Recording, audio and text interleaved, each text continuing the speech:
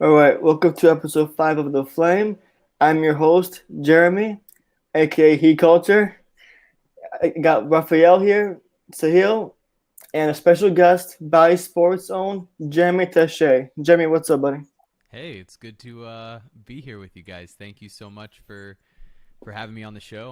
I'm excited to be here, and we were just talking a little bit before we went live. It's a long time coming, so Mm-hmm. thank you for inviting me. Right. So before we go ahead and start talking about this weird Heat team, how about you just go and just tell us who you are and what you do, real quick?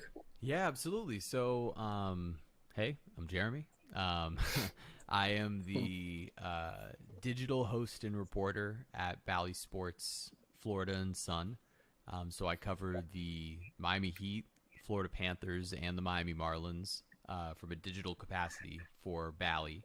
Um, and so that means helping to run their social media during games, clipping highlights, stuff like that, and also doing some digital content work, including hosting their podcast Miami Mic'd Up, where I interview athletes and other analysts across not only South Florida but across the country um, about stuff going on down here. So that's kind of my main role with them. I also am now a sideline reporter with the Miami Heat. So I've done a number of games on Heat sideline this year, which has been really fun. I was actually just on the sideline for this last game, which was really fun in the first half. And I'm sure we'll get into all of that. Um, and then lastly, I also do a little bit of work on the side as a audio producer with the Meadowlark Media, Dan Lebitard show with Stu Gatz. It's a little behind the scene work there with those guys. So yeah, things are fun. Work is fun. All right, so things are fun inside, but I don't think things are fun right now with this Heat team because right now this Heat team they're struggling. I don't know how this Heat team, the same one, was able to beat the Celtics on the road, but somehow lost to the Grizzlies, who were without four of their starters, and Detroit. I'm confused with this team. Can someone tell me what the issue with this team is right now? Exactly. I mean, I am happy to jump in. I think it's this very weird thing where because run it back Mm-hmm. was the mantra, right? Because everybody put run it back on this team.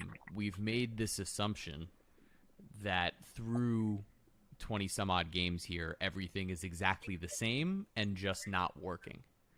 Um, that was never going to be the case. These guys from the beginning, even when everyone was healthy, were playing in new rotations, in new minutes, with different combinations of players than what we saw during that unbelievable run at the beginning of last year and at the end of last year once some tweaks were made to the rotations, right? Because you had that stretch in the middle where you had huge chunks of time with guys missing, right? Bam out for 6 weeks. Jimmy missed a chunk of games. Kyle missed a chunk of games. Um, where now you had a number of guys who came in and already were maybe going to have some of those initial chemistry issues, and then all of a sudden, season starts. Omer's also not there. Oh, also Vic's not there. And then you're starting to get a little more comfortable, and basically all season long, it's been a mishmash of players. It's, yeah, Jimmy missed a chunk of games, right? Like we just talked about, but really every game, it feels like somebody different is not in the rotation. And so when you have a team that is so based on executing, right? They're not, and they wouldn't argue that they are the most raw talent team in the league. It's about executing.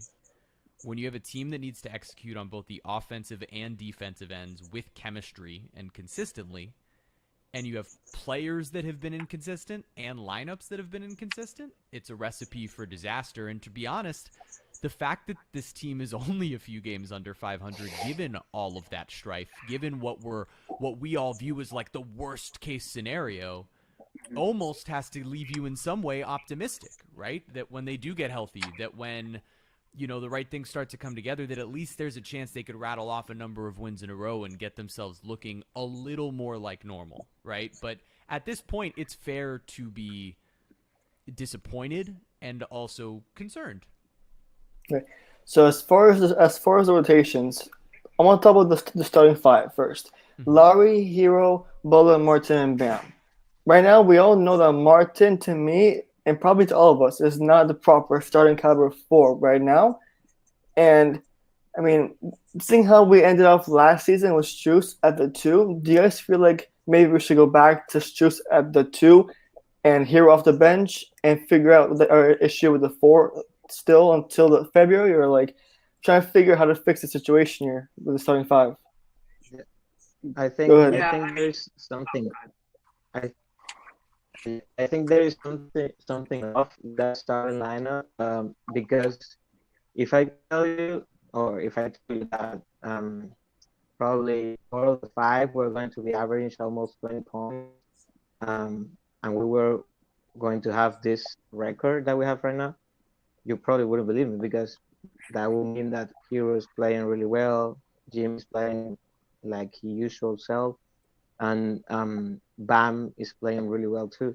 So it's weird. It's something not clicking there, and it's probably Hero, because if you see, he's playing really well individually, but it's not transforming to wins. It's not that it's not impacting the games the way it should. And mm, I'm not sure why, but he deserves to be in the starting lineup. He earned it. I think we all can agree on that. And but I don't know if it is chemistry. He has really good chemistry with Ban, and but I'm not sure why it's not working. And also, if you see, well, generally, Bam and Jimmy has worked well um, since they gotten together, since Jimmy is on team. But if you see their chemistry, like between them two, it's, I mean, it's not 100% right. You can see the amount of passes that he gave. They don't work like pick and rolls like Tyler and Bang does. So I'm not sure if going back to Struz is the solution, but yeah, I mean, I'm not sure what is happening there, because, like I said, Tyler has been the bright spot on this last couple of games. He's been playing really well, but it's not impacting the game. mhm. I'll be used to Hill. Yeah, so I definitely agree with the fact that, Tyler got his new contract. There's a lot of attention on him. He was a 20 point per game bench scorer, which is fairly rare. And so, by normal standards, that earns you a starting spot. I think those are the signs that a front office would need to be like, hey, he's averaging 20 points a game. He's shooting well. He shot like I think 39% from three last year, damn near 40%. And he got his contract, and it'd be weird to pay a guy $25 million and him stay on the bench. But also, we were first in bench scoring last year, 95% due to Tyler, and now I think we're 25th.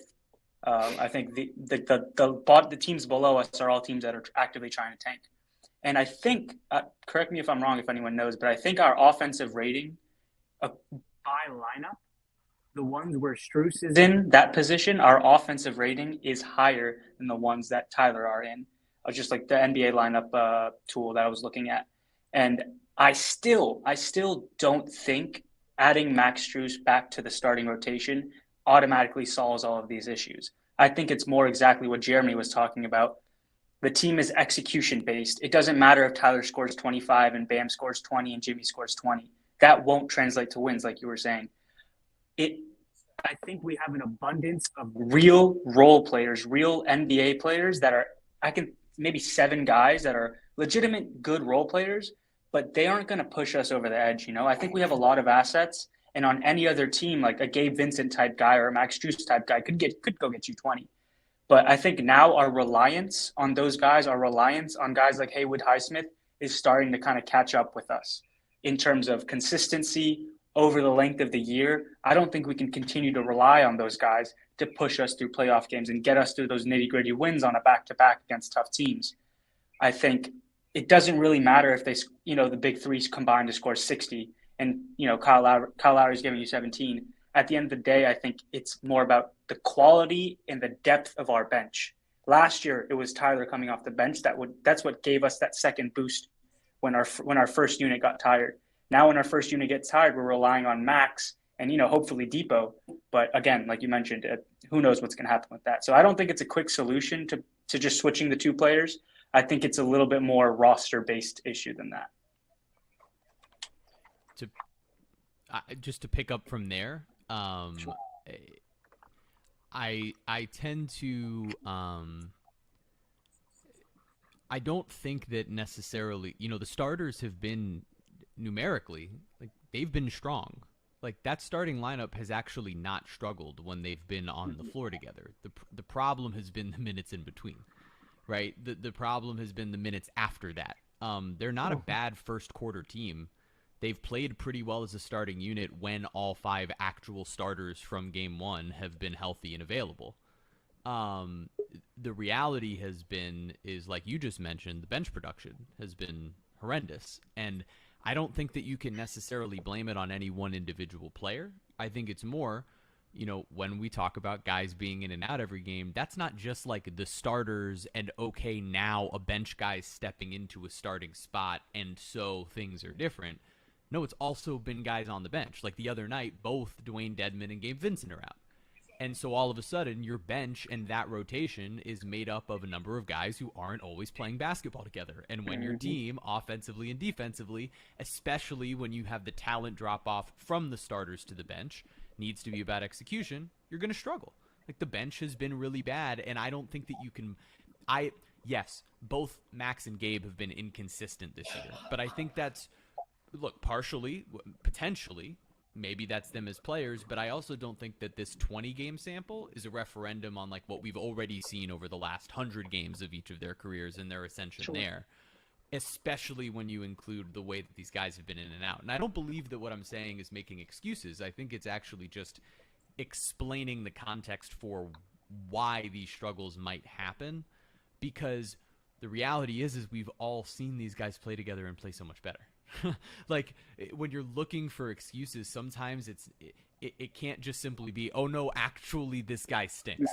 It's not like we're all smarter than that. Like, we've all seen it before. They've seen it before. The people who made the decision to have this team understand what talent looks like. And yes, there's mistakes made all the time by all sorts of different front offices, but like, I still believe that this team is capable of more. Will they get there or not? I understand questioning that now.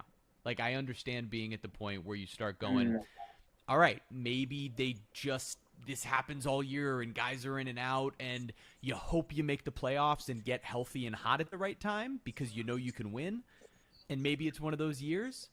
I understand why you would start questioning if it is. I'm still not even ready quite to say that, but I can understand why someone would start getting there. And when I went to the game, actually, when we were hosting Detroit, does it ever annoy you guys how Spo maybe plays too much zone at times? Because players, the opponents, are finding simple ways to the basket. I mean, that's one way we're blowing leads, and our shooting has been perfect either, because last season our shooting stats have gone down mostly for some of these players, starters or bench. Like from this tweet yesterday I screenshotted for this stream, Struz went from 41% to 36%. Vincent, 37 to 30%. Lowry, 38, who by the way has been playing really well, so credits to him, but 38 to 35. Hero, 40% to 36. Martin, who's been really excelling his role. To me, he impressed me the most, him and Bam. 42 to 41, so it's around the same area. And Robinson, 39% to 32%. So it's not just the zone, but our shooting has been also another cause for our 11 and 14 record here. I think Spo was relying on the sun too much when he didn't have the players, like when Jimmy was out and Bang was out, so he was trying to rely on the sun that bit.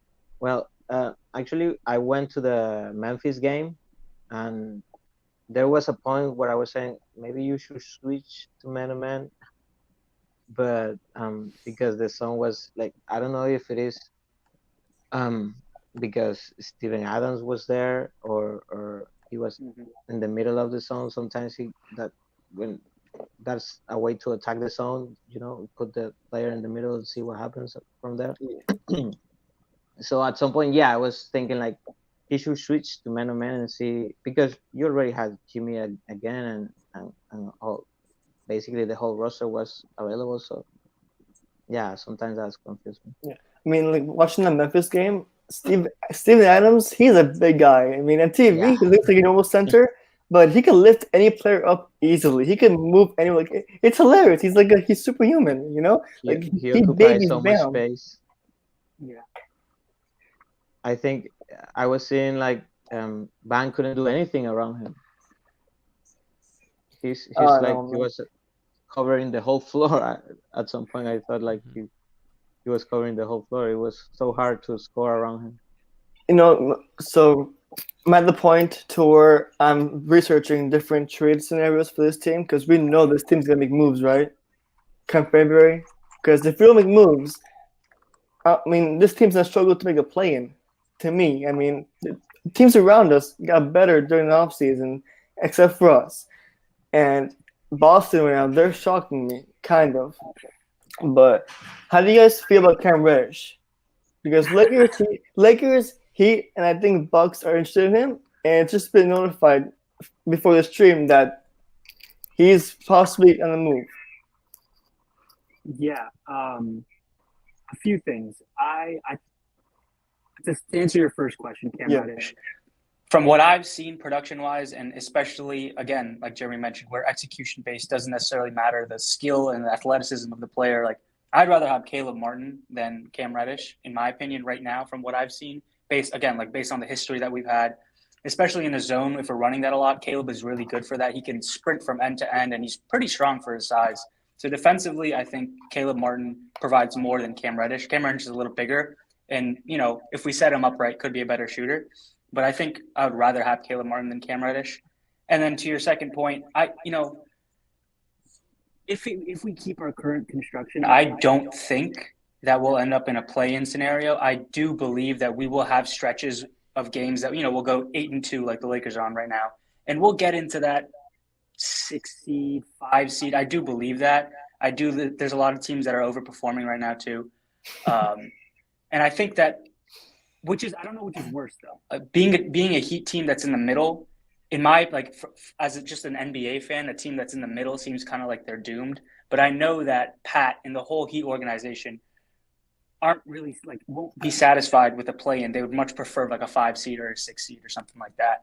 So I think we'll make our way up there, but also then that kind of might lead us to a first round exit. But I do think we're not going to be like a play-in fringe playoff team. I think we'll make our way by the end of the season up there. Again, dependent on any moves we make. So I'm not sure what's going to happen on that end. But yeah, I think Caleb Martin provides the Heat more what they need in general, specifically to the Heat, than Cam Reddish. I'm struggling to like overhaul a roster at this point, just because I look at a couple of different things. The point that you just made, if this team goes on a couple of little runs and ends up as a 6 or a 5 seed, right? Y'all remember 2020? And I know it was a bubble, and I know there was no traveling on the road, right? But you get healthy and into the right space going into the playoffs. This team is not complete, even though it ran it back and all those things. Like literally, Victor Oladipo just played in his very first game of the season. Exactly. It's gonna be like a rock fight through the rest of the year to be able to scrap your way to where you need to be. And what I understand questioning based off the effort of the last couple of the games is like, does this team like want it bad enough? I don't think there's ever been a Heat team that doesn't want it bad enough. And from everything I understand about Jimmy freaking Butler and about Bam Adebayo and about Tyler, like all these guys, they're competitive as all hell, and it doesn't seem to me like the type of group that just would cave in and fold or would want to cave in and fold. And so when you start talking about like seeding, and you start talking about like overhauling a roster. I just think that and look, I understand being like looking at the flashy names and the fun names and saying like, oh, that guy would be good. Like Cam Reddish would probably be a very good Miami Heat player if given a little bit of time with the Heat. Like I'm not here to like dismiss what acquisitions could mean, and that there probably, let's be realistic, probably will be some tweaks one way or another. Um, but I just look at this team's ability to compete when they're whole, and I see what just happened against Boston, and I saw their ability to beat Phoenix, and like there's still been glimmers of it, and maybe that's me holding on to the last vestiges of something. Maybe it's not meant to continue this way with this group. But to me, I just I don't know. All right. Do you Well, do you think this is a question me for Jeremy. Do you think um what happened, all the rumors in the summer could have affected the locker room? Like 100%. at some point and Donovan Mitchell has said it, like I think he said in a podcast he was playing in the summer with Bam, like some kind of preparing himself to Yeah. play with him in Miami. Yeah. So probably some of the players were hoping something to change, or were hoping some changes in the locker room, and then at the end, it ended up being like running back. So that could be probably some like disruptive thing inside the locker room. Yeah, I mean, these guys are only human, right? Like, I don't know for sure. I haven't spoken to the guys about that. I'm not sitting here like reporting it as fact that that's the case. Um, but also, like, yeah, they're human beings, right? Most of these guys are in their 20s, maybe early 30s, like us, like they're just human beings. And when, you are a young 20 something year old who spent your entire off season after giving every single thing that you had, right? Playing through injuries potentially, you know, everything that you had to a team, and whether it's their fault or not, because I don't think the Heat are normally the organization starting these types of rumors. Um, your name is being thrown about all across social media. You probably have people in your own life who are reaching out to you like, hey, is this true? Is that true? Is that true? Are you moving here? You're a young 20 something who lives in Miami making millions of dollars, and you might get shipped to Cleveland, Ohio, or Utah, and it's like you start thinking about things. And of course, man, like I think that would affect any of us, right? So whether you're the greatest professional in the world or not, like that, you carry that into your first day of work. And by a month in, you may not be feeling it as strongly as you did because now you're settled and you're comfortable and whatever. But it impacted you. It changed you. It changed your prep. It changed your thought process. And no, again, I haven't spoken to any of these guys, but just think, put yourself in that position, right? Like it's work, right? But if work was going to potentially relocate you, and for 3 months of your life that you were training to be as good as possible at that job for that organization, you're just hearing constantly from friends and family, and every time you go onto Twitter or Instagram or whatever, that you're going to be shipped somewhere else. It wouldn't be fun, you know? And so, yeah, and then, of course, and then there's the people who, you're right, like, then you've got guys who thought they might be traded who then have to question, are the guys actually happy that I'm back? Like we're all hanging out, yeah. we're all seeing each other, we're running back, we have our relationships, but were any of them hoping I was gone? I'm sure. And look, the egos of these guys that you have to be able to be the top tier professional athletes, maybe they're not as self-conscious as I am going through those things, right? But again, only human beings, right? So these are all complicated and deep relationships, and look, relationships run their cycles too. Like we know that Jimmy and Tyler like love each other, right? But there's been reporting basically the entire time that they've been teammates of like, oh, they love each other right now. Oh, they're bothered by each other right now. Oh, they love each other again. Oh, because they're human beings, right? Like, and we don't even normally get to know that type of stuff. Yeah. So, to me, I think, to answer your question, yeah, of course, I think that could have affected them. And it's just one of however, as we continue to spell this out, however many contributing factors to a reason that this team that was supposed to be, hey, run it back, we've all got this chemistry, to a team that looks disjointed. All right, And some Jeremy. of them on the other side, on the other side of Dakar, you were saying players just thinking like, do they want me here and stuff like that. Some other players were probably hoping to play with someone else. Some of them were hoping to play with Kevin Durant or Donovan Mitchell. Yeah, Kevin Durant and Mitchell and the Irving, like those three stalled the whole offseason, and that's why there's still a huge list of free agents out there still available. And we have one spot available left. I don't think we're gonna use it even. Right, no, I was just saying how there's a whole list now of free agents available because how those three players stalled the whole summer, and now, I mean, we have one spot available, and I don't think we're gonna use it right now. Yeah, I think again, I think of course there will be tweaks, as this goes along, and maybe something like that is included, right? Like this is not a finished product. Right. I hope not. All right, and Jeremy, I got a question for you. So this is your second season right now with Bally Sports, right? Mm-hmm. Can you tell us your three favorite memories from last season's Heat? Oh man, that's such a great question. Well, the first thing that comes to mind is actually just the very first home playoff game that I got to cover, and just sentimentally because, I've grown up a Heat fan, right? Like this is all very cool for me.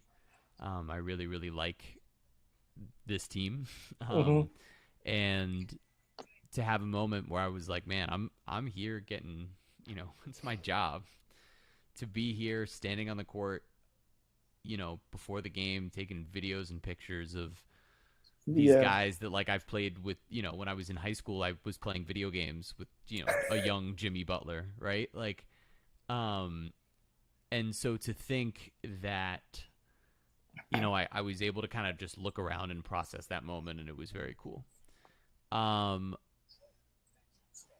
I would say, oh man, the shot. The shot. Well, of course, the shot.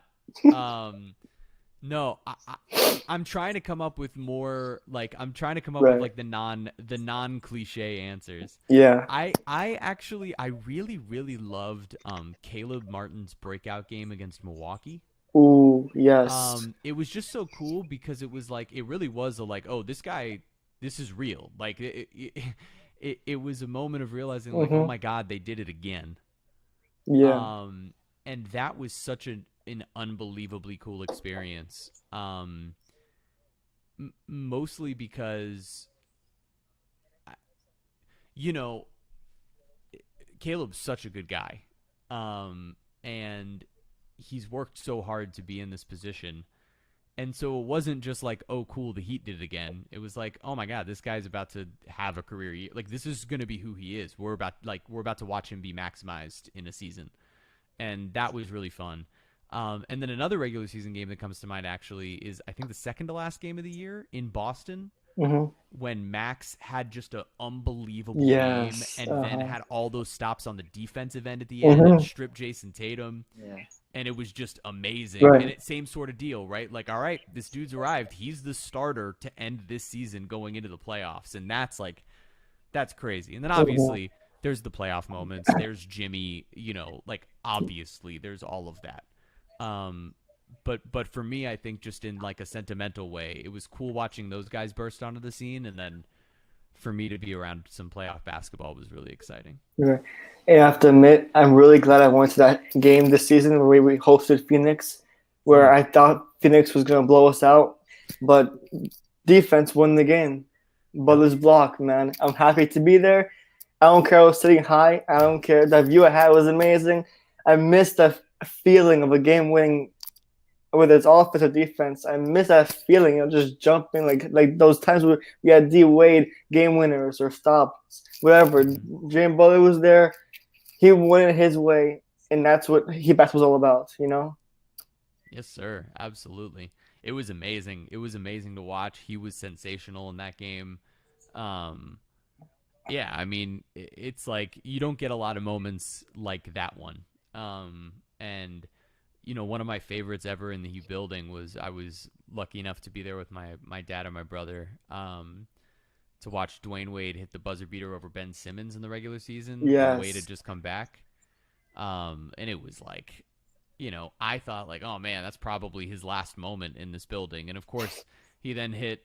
I think it was the following year in his final season, he hit that buzzer beater against Golden State, Right. which I've told this story before, but I think you guys will enjoy laughing at me over this one.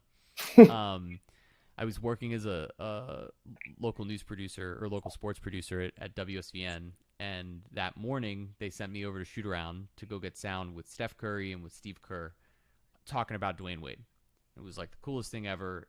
Like I couldn't believe it. I was, really new to doing all of this, and it was like really exciting. And those guys are so cool, and they were so nice, and they answered my questions, and had this really cool morning. And our other producer was like, "Hey, look, if you want, I can get you tickets to be in media, or not tickets, but you can, sit in the media for the game tonight." And I was like, "Look, we're gonna get our butts kicked by Golden State. I've already now had the experience of just meeting like Curry and Kerr, so it's not like as much as I want to watch them play, like it's not the last time Golden State will ever be here. Yeah, it's Wade playing against them, but like who cares? We're gonna get destroyed." Hmm. Like right? And I gotta go home. And then what? I'm gonna hang out in Miami all day. I gotta go home. I'm just gonna go. I have laundry to do. I'm gonna go home. I'm gonna do my laundry. I'll watch the game. And fast forward, Dwayne Wade hits one of the most unbelievable buzzer beaters I've ever Yeah. seen. They run around the court. He gets up on the table for the last time. This is my Yep. house. And my brother and I are sitting in the living room. I'm folding laundry with my jaw dropped. Like, what kind of idiot chooses to do laundry over be at a Dwayne Wade against the Golden State? Like, it was just the most Oh moronic my decision. God. But yeah, those are the types of memories Heat basketball can bring, man. Yeah. Years and years, man. Especially the locker room, all those pictures, man. Mom, yesterday I told my brother that my one wish would eventually would be to go in the Heat locker room and just embrace all those memories that I've saw on TV in person or that I've Yeah. missed. I was too young to even comprehend what was happening. Especially the Big Three era. Oh my God, I Yep. really miss that era so much. Just every just listen yesterday or a couple weeks ago when LeBron came back to Cleveland as a member of the Lakers just recently, and then I was imagining just once LeBron retires and he comes to our house to get watch his jersey get into the rafters, that's gonna be just a huge moment to comprehend that we Yep. have LeBron James on this team. Yeah. Look, man. I don't know what our age discrepancy might be, but I was in high school during that era, and Hmm. it was so much fun to know that every single regular season game that your team played was like the biggest sporting event in America that night. Like kind of no matter what else was happening, Heat Wizards, was like a huge deal just because everybody cared and everybody loved talking about how much they hated them. And that like that's what fuels Heat Twitter, man. Like when the reason this even exists, like the platform that we're all talking on is because of that era in some Exactly. ways. Because there's this like it's this wonderful defense mechanism that we all have from this like whiplash of going from being the most hated talked about team for 4 years and knowing that the organization was the only organization that could withstand that and have a structure strong enough to do so, knowing that nobody else around the country really gets that, Right. then basically being dismissed and having to then cape up for said culture, Hmm. right? While still having people hate you, but only because they hate you for still thinking that you're hated. Like it's this Right. weird cycle of like they don't like us because we think that they don't like us and they don't like that. It's like the weirdest thing in the world. And it's this really fun energy and this frenetic energy. And I think in large part it exists because of that Big Three era Mhm. of, you know, again, you'd turn on, pardon the interruption, on a Thursday afternoon, and if the Heat lost a game to a team they weren't supposed to lose to, it was like, uh Mhm. oh, is this the end of times? Exactly. Do they need to Exactly. trade Chris Bosh? Oh my God. Um, yeah, it was nuts, and it was fun. Like it was a roller coaster, and it was fun. Yeah. And The one. one of my biggest dreams that never came true was to watch Dwayne Wade play. He's Mm, like my favorite player of all time, and I became a Heat fan because of him mm, in 2006 and in the playoff to be exact. yeah, Um, and then I didn't have the chance to go to the games because I didn't live in the US before. yeah, Um, and then I got here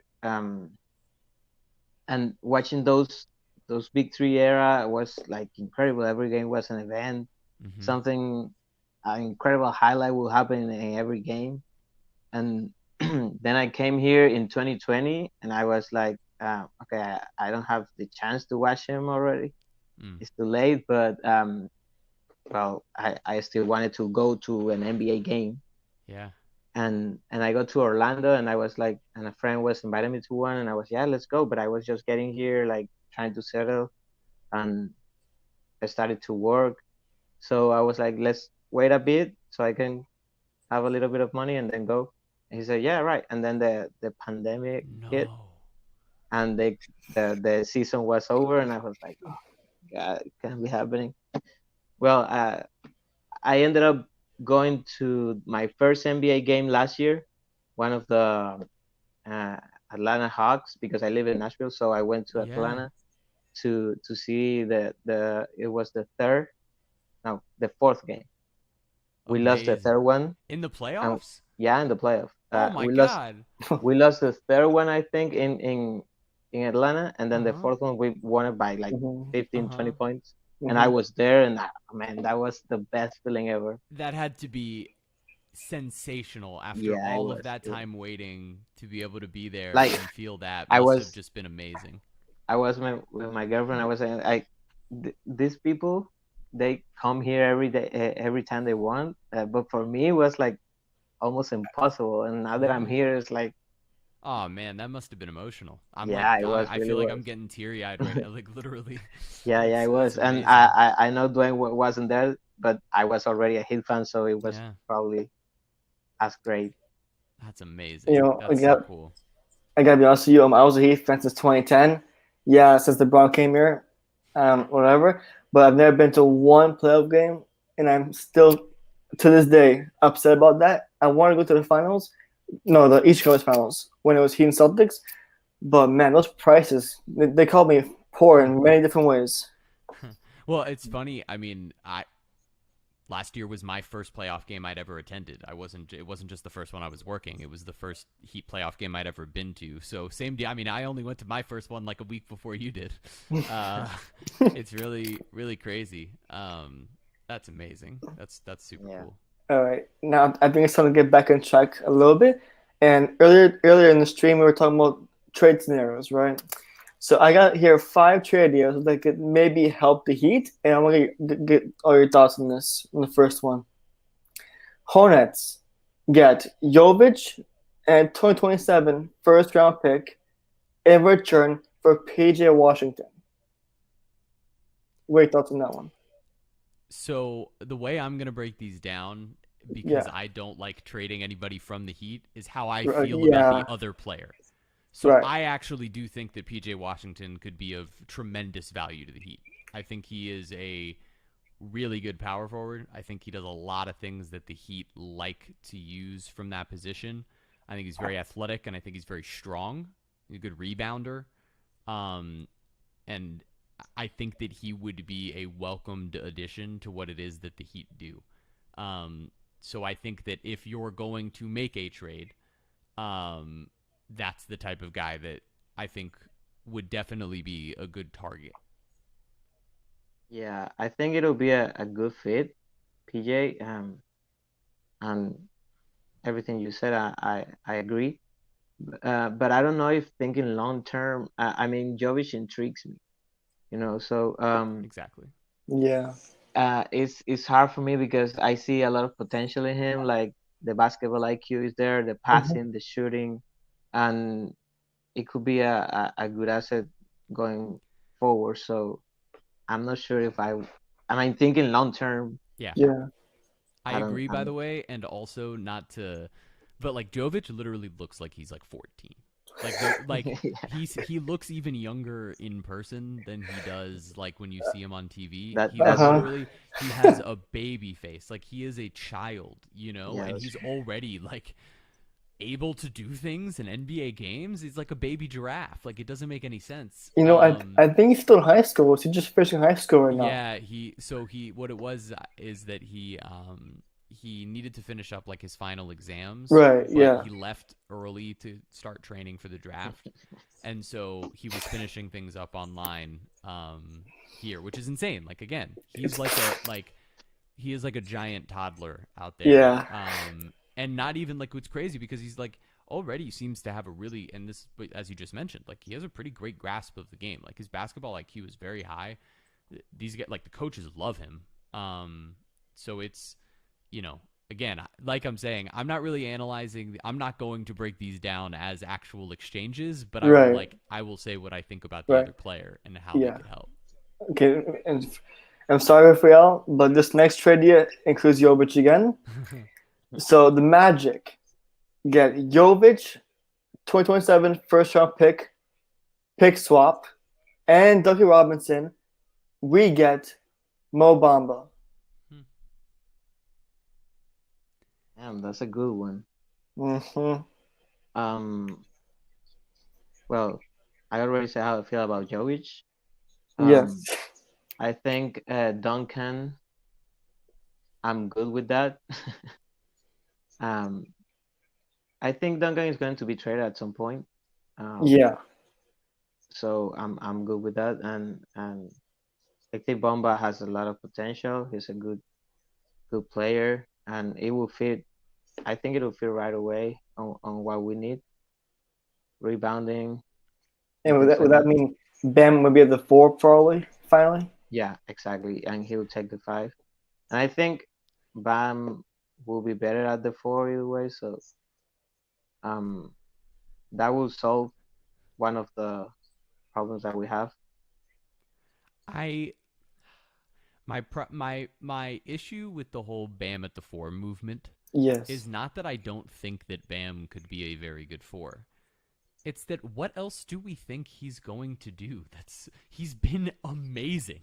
Like I don't really understand the whole like he could be better at this position. He's an Hmm. amazing center.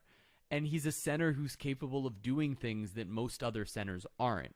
So Right. like if you asked me between these two players, I would rather like between these two trades, like I would much rather trade less to get PJ Washington than trade more to get Mo Bamba and now force Bam to have to play the four. With PJ Washington, you've got a guy who not that he's like necessarily a good option as a small ball center. And so, yes, you are still missing that big off the bench because Right. that's really the thing, right? It's that you should have and this is of no offense to Dwayne Dedman, but his skill set For at this Yurt. moment in his career, right? Well, Yurt would have been more complimentary here. Yeah. Like the things that Yurt can do offensively would have been a Right. greater compliment to what Bam would then have to do when he's playing the power forward.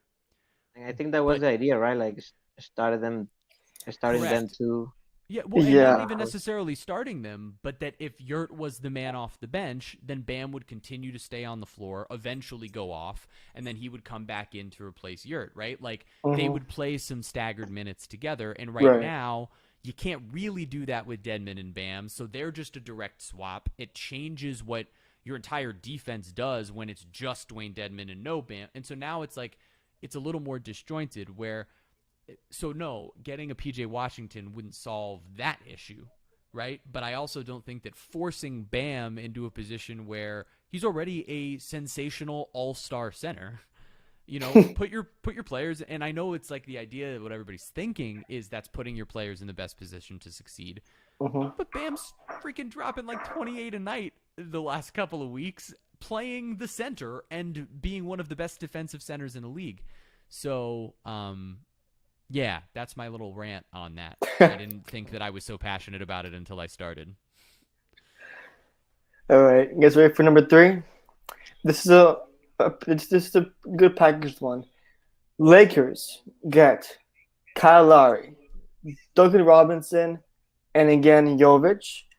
In return, we get Russell Westbrook, Patrick Beverly, and their 2026 first round pick.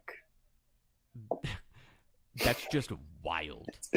Like, I don't even have anything. That would just be like such a insane decision.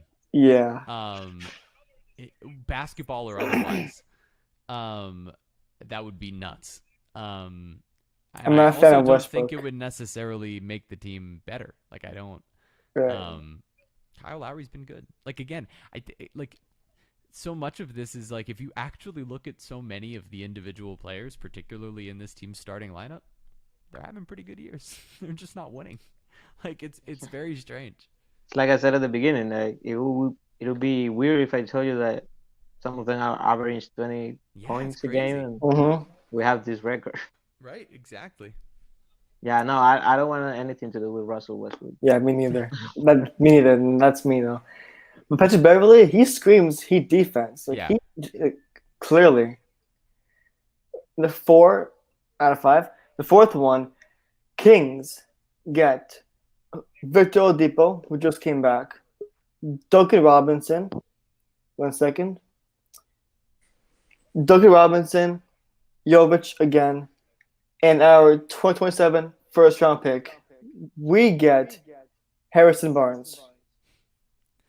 I love Harrison Barnes. I've always loved Harrison Barnes, but I'm not into like the whole giving up so much to go get the guy. I agree. For just Harrison Barnes? What I'll say on Harrison Barnes is that, and this is my best analysis I can give, is that his UNC Tar Heels are one of my favorite college basketball teams of all time. I grew up a huge Tar Heel fan, and I believe it was him and Kendall Marshall, who I thought was going to be just one of the best point guards in the NBA.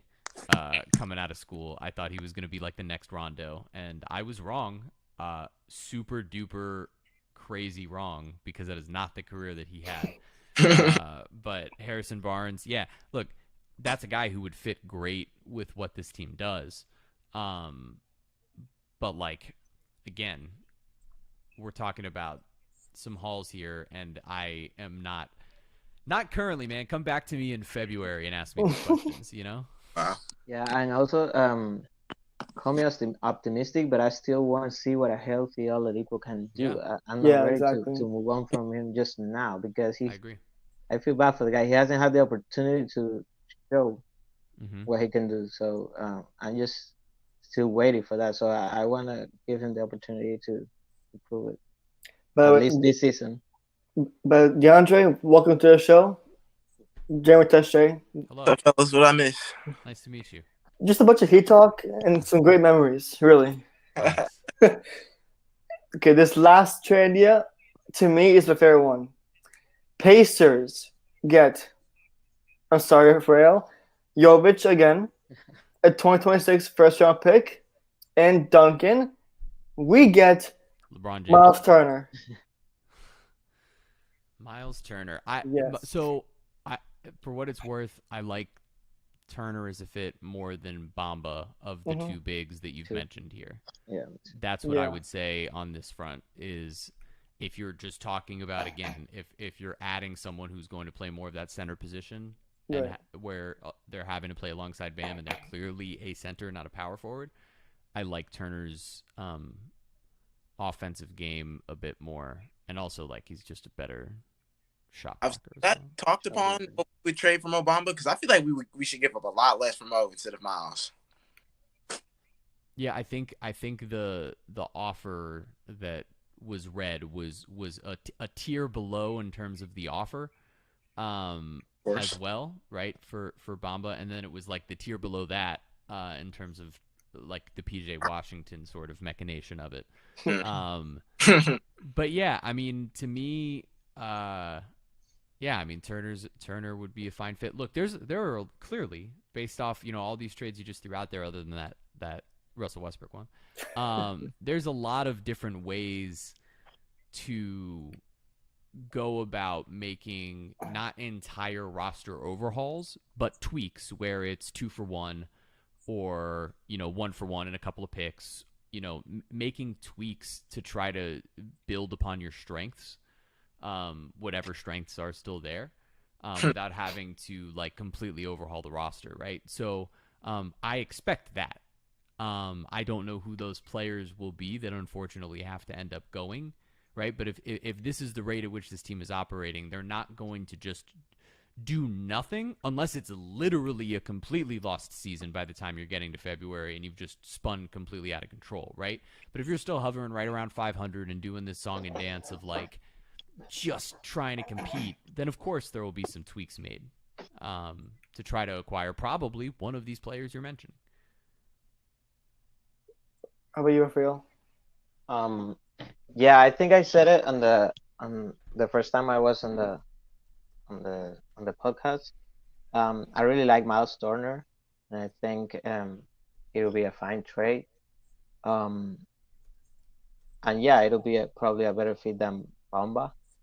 I really like his block shotting ability, and his offensive game is more rounded, I think. Is So rebounding big time? yeah, so rebounding also, yeah. So that I think that would be a good trade. I agree. I just feel like Miles Turner, just the name itself, like any center in the league is gonna have to like mentally up itself more, because that's all. Like right now, that's all we're missing. We're just missing a perfect paint presence. Because yes, I love Bam. Bam is the best player in the world, but Bam's a forward. Bam's a power forward. I don't care how y'all spin it. I don't care what y'all. Bam's a power forward. All right. You Miles missed Turner. my whole rant right before He you did. came He on. I did. literally ranted the opposite. I literally, right before you came on here, was just ranting about the opposite thing. I in my head, and what I've seen from us drafting Bam, if we a 37-foot center like Miles Turner, Bam at the 4, who's name a team in the league that's stopping us? Like, come on. Because right now, all right, just listen here. Let's say, all right, against the Bucks, Bam can already. I don't care what anybody says. Bam can already hold Giannis to like 10 for 25. So like anytime we go against the Bucks, Bam is holding Giannis and he's doing great at it. But then that leaves Brook Lopez. So I mean, yeah. Look, Brook Lopez is a matchup nightmare for everybody. It's the reason the Bucks are one of the best teams in the league, right? But I don't disagree that like, and this is what I would in this conversation of what I was saying about Bam being 5 is that what the Heat are missing more right now, and it's not necessarily his fault that his skill set isn't what they need at this position right now, but it's the backup center. They need more of someone who can play alongside Bam and play minutes where Bam can be playing the 4. But not necessarily someone who forces Bam to play the 4 all the time. I see that. Because Bam is a 5 who's one of the best 5s in the league. And he does all of these things that other 5s can't do. And every team in the world that has a 5 that can do those things is thanking their lucky stars that they do. Nikola Jokic and, Embiid. that's it. And Joel Embiid. Like, that's it. The things that Bam is doing statistically and on both sides of the ball, nobody else is doing them. So you have to feel so lucky that you have that unicorn at that position. But definitely. I don't disagree that, of course, having him play the 4 at moments and being able to play bigger when you're playing against Milwaukee or even Boston would be a big advantage. They could use that, and Omer Yurtseven was supposed to potentially grow into that position, and now – that's not what we've seen. So you're right. Like, I don't disagree. Like, making an acquisition like that is important. I just worry about over investing in a 5 that forces Bam to play the 4 when the reality is the reason we all love him and the reason he's been amazing is because he's been playing the 5 the entire time. He is a multi-talented 5. I worry get it. Eyes and his ability to handle bigger people at times. I get it completely. And the reality is that what sucks is that like the only bad matchups that exist happen to also be on like the very best teams in the league. That doesn't always happen. Like it's weird that like remember for a stretch it was like he struggled with Vucevic and it was like okay, who cares? They're the Magic. Like all right, we'll lose the occasional regular season game.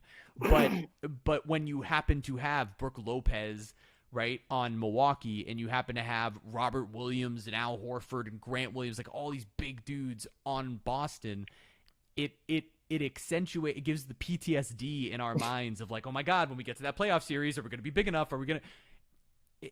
It is the PTSD. I get it, but all you're looking at, all we're all looking at is like maybe 8 minutes a night where Bam would be on the floor with another actual big.